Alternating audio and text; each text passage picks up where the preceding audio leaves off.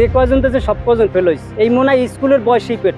শিক্ষকরাও বলছে যে সামনে যারা পরীক্ষা দিবে তারাও একজনও পাস করবে না। এই জায়গায় স্কুলে আগে খুব ভালো হয়েছিল, এবার কেন ফেল করলো তো?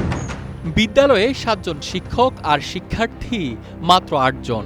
সবাই এসএসসি পরীক্ষার্থী হলেও ফল প্রকাশের পর দেখা গেল পাশ করেনি একজনও।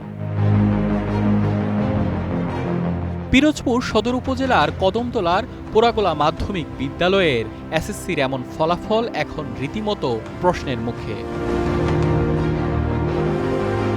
শতভাগ অকৃতকার্যের এই ফলাফলে শিক্ষার্থী, অভিভাবক ও এলাকাবাসীর মধ্যে দেখা দিয়েছে ক্ষোভ ও হতাশা।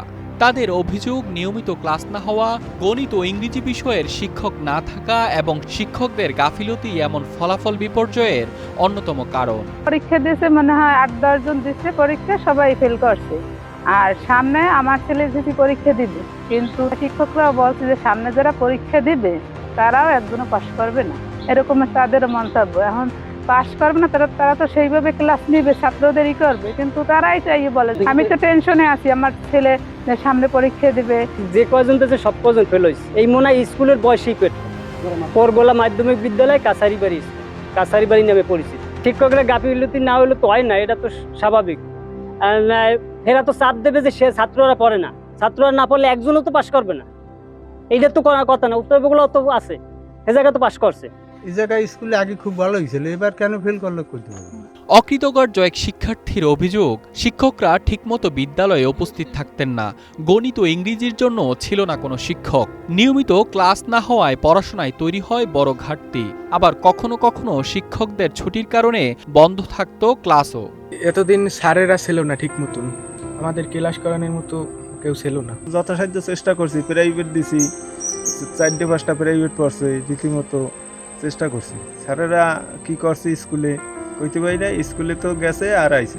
এদিকে ফল প্রকাশের পর বিদ্যালয়টির শিক্ষা কার্যক্রম নিয়ে তৈরি হয়েছে নানা প্রশ্ন। বিষয়টি খতিয়ে দেখার উদ্যোগ নিয়েছে উপজেলা মাধ্যমিক শিক্ষা অফিস। শিক্ষকরা আমি মনে করি আরেকটু যদি সচেতন হইতে হয় তাহলে আরো ভালো হইতো ফলাফল। না, এটা তো অবশ্যই লজ্জাজনক, কারণ একটা প্রতিষ্ঠান থেকে শতভাগ ফেল, মানে এটা কখনো কারো কাম্য না। যতই খারাপ হোক না কেন, স্টুডেন্ট 10 জন বা 8 জন, 3 জনের ভিতরে 1 জন না 2 জন ভালো থাকে স্টুডেন্ট।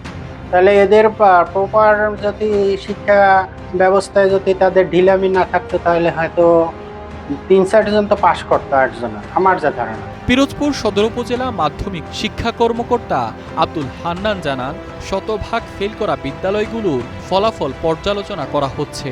ফলাফল খারাপ হওয়ার কারণ জানতে চাওয়া হবে। জবাব পাওয়ার পর প্রয়োজনীয় পদক্ষেপ নেওয়া হবে বলেও জানান তিনি। পার্সেন্টেজের দিক থেকে 70.72% পাশ করেছে, যা বরিশাল বোর্ডের মধ্যে পিরোজপুর জেলা শ্রেষ্ঠতা অর্জন করেছে।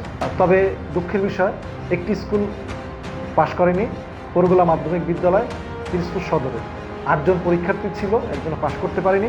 সেক্ষেত্রে আমাদের কঠোর মনিটরিং চলতেছে। Mainuddin Shamsuzzaman, one digital desk.